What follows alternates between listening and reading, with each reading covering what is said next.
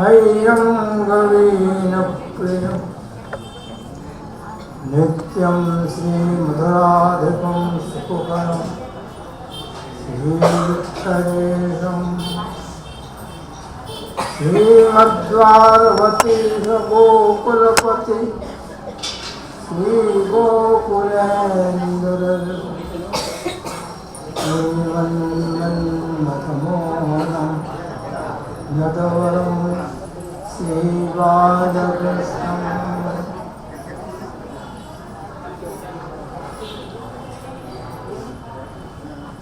वरापीडं नटवरवपु कर्णयो कर्णिका बिभ्रद्वास कनककपिशं वेजयन्ति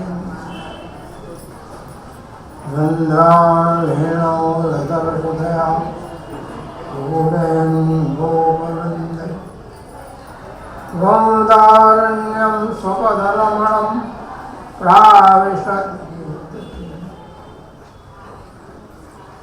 सौन्दर्यं विहृदवतं प्रकटितं श्रीगुरवहं त्वं रूपं च पुनस्तदन्तर्गतं प्राविशस्व संसृष्टा उभयोर्वभोरसमयः कृष्णो हि यः साक्षिकं रूपं तत्तृतीयात्मकं परमवीर्येयं सदा चिन्तासन्तानहन्तार यत्पादाम्बुजरेण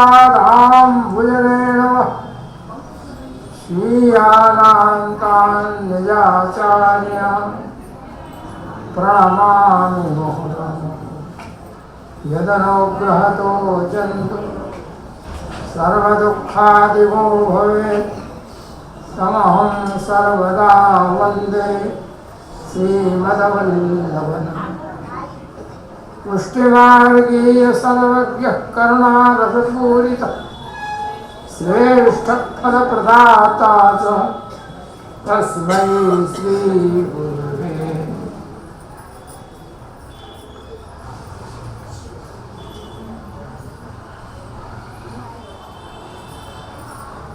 હવે રઘુનાથજી આપ આજ્ઞા કરે છે પ્રેમાદ્ર દ્રગ વિશાલાક્ષ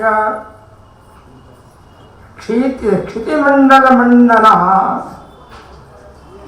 त्रिजगत व्यापित तत्सत्त कीर्ति धवली कृत मेचक आप आज्ञा करे छे प्रेमाद्र विशालाक्ष आपना विशाल नेत्र प्रेम दृष्टि वाला छे एक नाम ऋतु छे क्षिति मंडल मंडल आप पृथ्वी ना श्रृंगार छे त्रिजगत व्याप सत्कीर्ति धवलीकृत मेचक અને ત્રણેય લોકોમાં વ્યાપ્ત આપની જે સત્કીર્તિ છે એ સત્કીર્તિ આપને પાપ મલિન જે જીવો છે એ પાપ મલિન જીવોને શુદ્ધ કરનારી છે એમ આ પ્રેમાદ્ર વિશાલાક્ષ છિયોતરનું નામ આપ આજ્ઞા કરે છે આપના વિશાળ નેત્ર જે છે એ પ્રેમથી ભીગેલા છે અથવા પ્રેમથી ભરેલા છે એ આપની દૃષ્ટિ જે છે તે પ્રેમથી ભરેલી હોવાથી પ્રેમાદ્ર વિશાલાક્ષ એ આપનું નામ અહીંયા વર્ણન કરે प्रेमाद्र येषां ते प्रेमाद्र दशस्ते स्वायते विशाले करण्याः मुकुलिकृतेः अक्षणी नेत्रे येन स तथा અહીંયા આપ આજ્ઞા કરે છે કે પ્રેમ ભીની જે દ્રષ્ટિ જે છે આપની, એ પ્રેમ દ્રષ્ટિ ભરેલા જે આપણા જે ભક્તો જે છે, એ ભક્તોના ઉપર આપ પોતાની દયા જે છે, એ દયાથી ભરેલા આપણા નેત્ર જે છે એ આપે ખોલેલા છે. એ આપણો જે મુખારબંધ જે છે, એ મુખારબંધને જોઈને પ્રેમભીની દ્રષ્ટિ વાળા જે ભક્તો ને જોઈને આપ અવર્ણનીય રસનું દાન આપ શ્રી વિઠ્ઠલેશ પ્રભુ કરે છે. એટલે અહીંયા કહેવાનું તાત્પર્ય એ છે કે આપ જે છે કે પ્રેમ રૂપી દ્રષ્ટિથી ભરેલા છે અને ભક્તોને જોઈને આપ પોતાનો અવર્ણનીય જે રસ જે છે એનું દાન આપ પ્રેમરૂપી દ્રષ્ટિથી ભક્તોને કરે છે.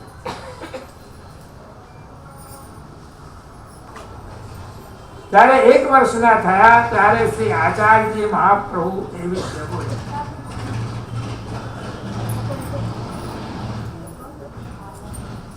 એમના જે માતા પિતા હતા તથા એમના સગાવાલા હતા, સંબંધીઓ હતા, એમની આવી વાણી સાંભળીને કઈ સમજ્યા નહીં.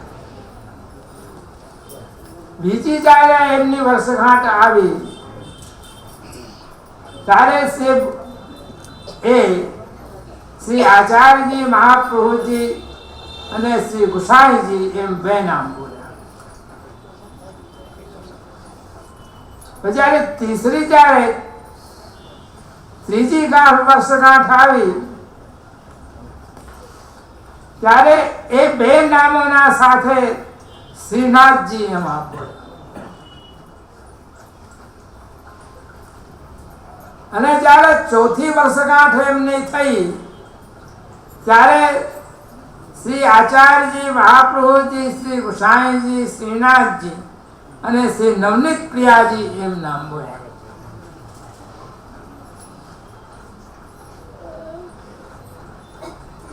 એના જે પિતા જે હતા તે પિતાને બહુ આશ્ચર્ય થયું અને પિતાએ પુત્રથી પૂછ્યું કે આનું કારણ શું? ત્યારે એમને જમીનના ઉપર લખીને કહ્યું કે મને તમે ગોકુળ લઈ ચાલો. પિતા પુત્ર ગોકુળ ગયા. ઠકરાની ઘાટ ઉપર શ્રી ગુસાઈજીના દર્શન કર્યા. નેત્રોમાંથી એમને અશ્રુપાત થયો. ત્યારે આપે આજ્ઞા કરી કે હવે તું શું કામ રોવે છે? હવે તો તું અમારા પાસે આવી ગયો છે, હવે ચિંતા તું શું કામ કરે છે? અગાડીથી તું સાવધાન રહેશે.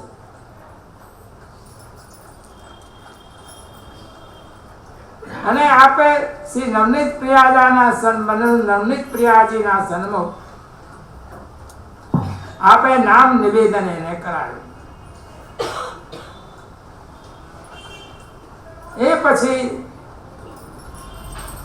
બહાર જવા માટે આપે આજ્ઞા કરી. ત્યારે એમને મંદિરના દરવાજાની જે સાંકળ હતી એને પકડી લીધી. ભીતરિયાએ બહુ જોર કરીને એ સાંકળને છોડાવી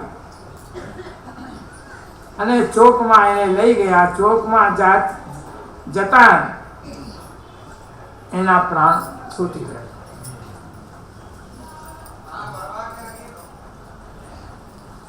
પછી ગુસાઈજીએ એના અંદર દેહમાં પુનઃ પ્રાણ મૂક્યા અને મૂકીને એ મંદિરના સિંગપોળ સુધી એને બહાર લઈ ગયા.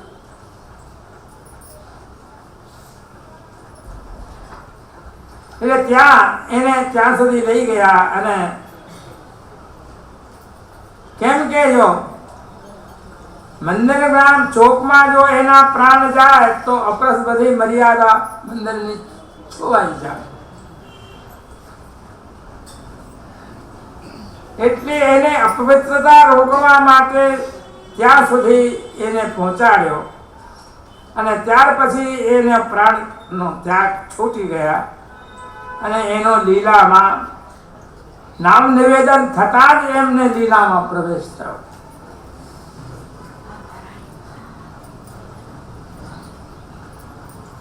એમના જે પિતા જે હતા એ વેદશાસ્ત્રના જ્ઞાતા હતા, પરંતુ એ દેવી જીવ નહોતા.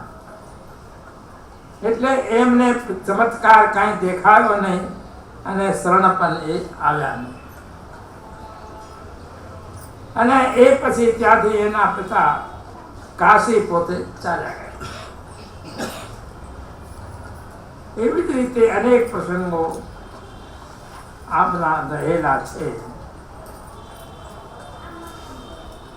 ભક્ત ક્લેશા સહ. હવે આપનું નામ કહે છે ભક્તોના ક્લેશ એટલે દુઃખ ને સહન ન કરે. એટલે ભક્ત ક્લેશા સહાય નમઃ એ આપનું નામ છે. ભક્તાનામ ક્લેશ દુઃખમ ક્ષણમાત્રમપી ન સહતે શીઘ્રમેવ તત્પ્રતિકારમ કરોતીત્યર્થઃ ભક્તાસ્તાદૃશા યસ્યેતિ વા. આપ આજ્ઞા કરે છે કે ભક્તોનો જે ક્લેશ જે છે એને આપ સહન કરી શકતા નથી. આપ શીઘ્ર એ ભક્તોના ક્લેશનો ઉપાય કરે છે. એવી જ રીતે ભક્તોના માટે આપ ક્લેશ સહન કરી શકતા નથી. એટલે ભક્ત જે અજ્ઞાનથી અપરાધ કરે તો એને દંડવાપ આપે છે, પણ ક્લેશ ભી આપ એનો સહન કરી શકતા નથી. દંડ તો આપે પણ એનો ક્લેશ જે છે તે આપ સહન ન કરી શકે. કેમ કે આપનું જે હૃદય જે છે તે નવનીતના સમાન છે. એક માખણના સમાન કોમલ આપનો હૃદય છે. એથી આપ ભક્તોનો ક્લેશ આપ સહન નથી કરી શકતા. એ ભક્તો જે ફલસ્વરૂપ જે ભક્તો છે એનો જે તાપ છે એ તાપને નિવારણ કરવાને માટે આપ સદા હંમેશ આપ ઉદ્યમ કરતા રહે છે. અને એમના જે ભક્તો જે છે એ ભક્તો પણ એમનો ક્લેશ સહન નથી કરી શકતા. કે ગુસાઈજી ભક્તોનો ક્લેશ સહન નથી કરી શકતા અને ભક્તો ગુસાઈજીનો ક્લેશ સહન નથી કરી શકતા. એથી સદા આપની પ્રસન્નતાના કારણે અને પ્રસન્નતાના માટે આપ ચિંતિત રહે છે.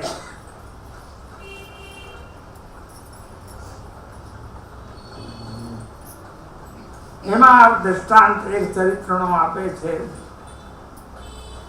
કે કુંજરી હતી બથરાની. એ ગોકુલમાં શાકભાજી લઈને વેચવા આવે. મથુરાથી આગ્રા એક વખતે જતી હતી. ઉષ્ણકાળના ગરમીના દિવસો હતા. ગરમીથી એ વ્યાકુળ થઈ ગઈ. એને એક વૃક્ષના નીચે એ બેસી ગઈ. પ્યાસ બહુ લાગેલી, જલ હતો નહીં, એટલે એ બેહોશ પણ થઈ ગઈ. એટલામાં શ્રી ગુસાઈજી નાથક દ્વારા પધારતા હતા તે રાસ્તામાં આપે એ કુંજરીને જોઈ એના પ્રાણ જલના માટે તડપતા હતા. તે જોઈને આપે ખવાસને આજ્ઞા કરી કે મારી જે ઝારી જે છે એ ઝારીથી જલ એને તો આપ અને એના પ્રાણ તો બચાવ. ખવાસે વિનંતી કરી, મહારાજ આ તો બ્લેક છે અને આપની ઝારી છે એ તો સોનાની છે અને એ સોનાની જલથી હું એમને જલ પીવડાવીશ તો આપની ઝારી છોવાઈ જશે. ત્યારે આપણે આજ્ઞા કરી કે ઝારી તો બીજી આવી જશે કે એના પ્રાણ કદી નહીં આવે. એટલે પ્રાણની રક્ષાના માટે તું ઝાડીની રક્ષા કરે છે. એને ઝાડીથી એના પ્રાણ તું જલને પીવડાવીને એના બચાવ. ઝાડી તો પછી બીજી આવશે પણ પ્રાણ બીજા ક્યાંથી આવશે? ત્યારે ખવાસે જલ પીવડાવેલો અને એ જલ પીને સચેત થઈ અને દર્શન શ્રી ગોસાઈજીના કર્યા. ત્યારે નંદનંદનના સ્વરૂપથી એમને દર્શન થયા અને એને કહ્યું, કન્હૈયા કે વિષયમાં જે મેં સાંભળેલું એ આજે મેં પ્રત્યક્ષ દર્શન કરેલા છે. પછી એક કુંજરી હતી એ ગોકુળમાં આવીને રહી અને પ્રતિદન પોતે નવા નવા મેવા અને શાકભાજી લાવતી અને થોડા પૈસાથી એ ત્યાં વેચી દેતી. આ પ્રકારે એમને પોતાનું જીવન પોતાના પૈસા જમા કરેલા.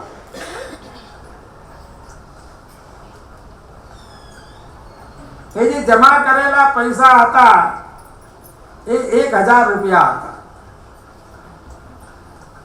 એ બધા એ ઓછા ભાવમાં શાકભાજી વેચીને બધો ખર્ચ કરી નાખ્યો. દેહ અશક્ત થયો, એને પોતાનો અન્ન જલ છોડી દીધો. એટલે કોઈ પછી ત્યાં શાકભાજી લાવે નહીં. શ્રી ગુસાઈજીને એ વાતની માલુમ થઈ ત્યારે આપ સામનેથી પધાર્યા અને કુંજરીના મુખમાં આપે ચરણો તક પોતાનો આપ્યો અને તુલસીની માલા આપી. નામ મંત્ર એને દીધો અને એ નામ મંત્ર આપતા સાક્ષાત શ્રી યુગલ સ્વરૂપના દર્શન એ કુંજરીને થયા. એને એ દર્શન કરીને વિરહ થયો અને વિરહ થવાથી થોડાક જ ક્ષણોમાં એનો દેહનો ત્યાગ થયો. સર્વસહ આપ બધાનો સહન કરે છે. સર્વ સહાય નમઃ.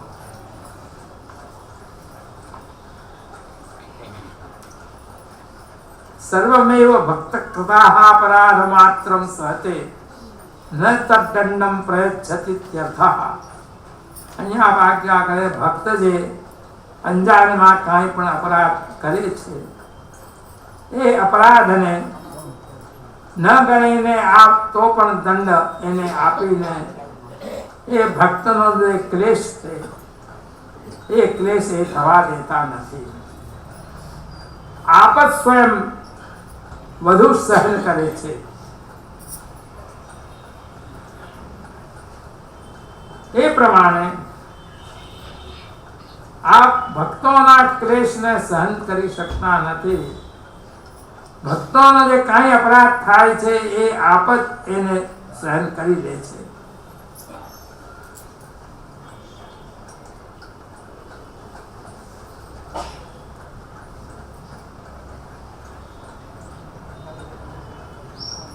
એ પ્રકારે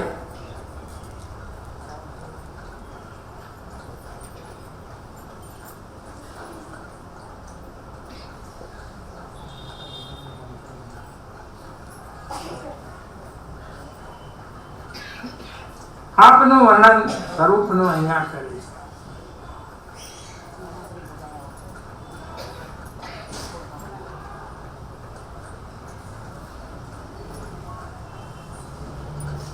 ભક્ત કૃતે વસઃ,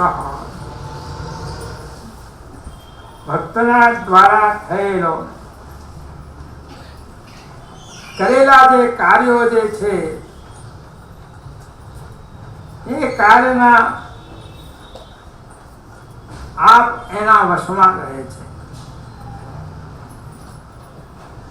એટલે આપનું નામ ભક્ત કૃતે વસાય નમઃ એમ છે. ભક્ત કૃતે ભક્તાર્થે વસઃ સ્વાતંત્ર્ય ભાવેન તદધીનઃ ઇત્યર્થઃ. ભક્તના દ્વારા કરેલા જે કાર્યો જે છે એ કાર્યોમાં આપ વશ રહે છે. એટલે ભક્તિથી આપ વશ છે,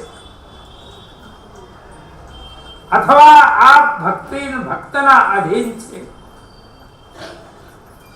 ભગવાન ની પણ આવી પ્રતિજ્ઞા છે કે અહમ ભક્ત પરાધીન, કે હું ભક્તના આધીન છું. આપની જે ભક્ત જે વાત્સલ્યતા જે છે એ શ્રી રઘુનાથજી આજ્ઞા કરે છે કે તે અવર્ણનીય છે. એનું વર્ણન થઈ શકે એમ નથી.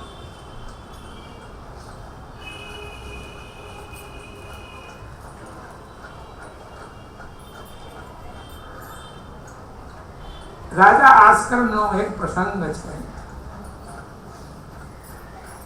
કે રાજા આસ્કરણ જ્યારે એમને વ્યસન દશા થઈ ત્યારે વ્યસન દશા થતા એ ગોકુળમાં આવીને રહ્યા.